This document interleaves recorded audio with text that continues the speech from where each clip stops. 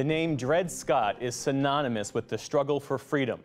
165 years after the Supreme Court case that bears his name, Scott's gravesite is now a memorial befitting that legacy. NewsHour Communities correspondent Gabrielle Hayes has the story. To right the unrightable wrong.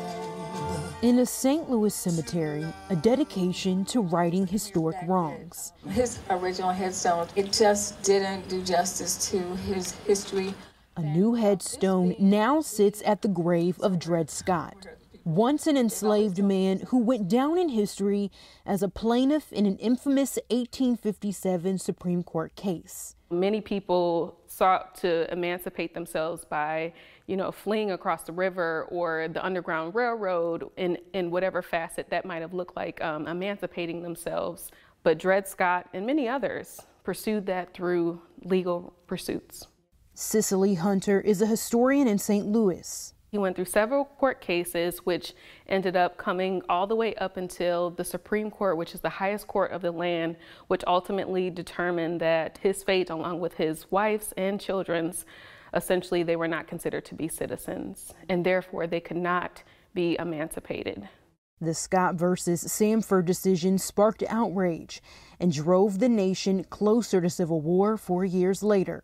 Lynn Jackson is the great-great-granddaughter of Dred and Harriet Scott and founder of the Dred Scott Heritage Foundation. She began fundraising for the new headstone after seeing just how many people wanted to visit her ancestor's grave. The other one was so low, it was difficult to find. And yet I also wanted to be sure that we had space to inscribe on it so that when people come really from all over the world to see his resting place, which is one of the top 3, if not the top, most requested grave sites at Calvary, there would be something to really see.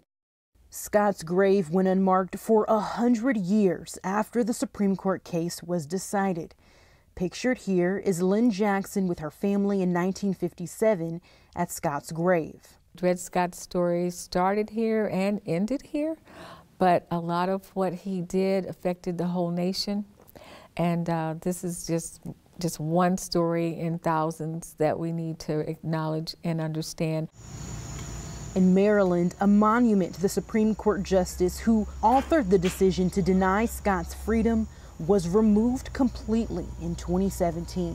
When Roger Taney wrote the Dred Scott decision, he was saying that African Americans aren't worthy of full citizenship or even full personhood in this country. It's way past time for it to come down. It should never have been here. Supreme Court Justice Sonia Sotomayor spoke about the Scott case last year. Dred Scott lost his 11-year battle for freedom in the courts, yet he won the war. And so that's why I think we have to have continuing faith in the court system, in our system of government. Dred Scott died a year after his case was decided. Thanks for being here today. God bless you. But his descendants are making sure his legacy stays visible. Even though I knew what it was going to look like and I had, put it all together, I still had tears when I saw it because it became this reality that the world can now see. For the PBS NewsHour, I'm Gabrielle Hayes.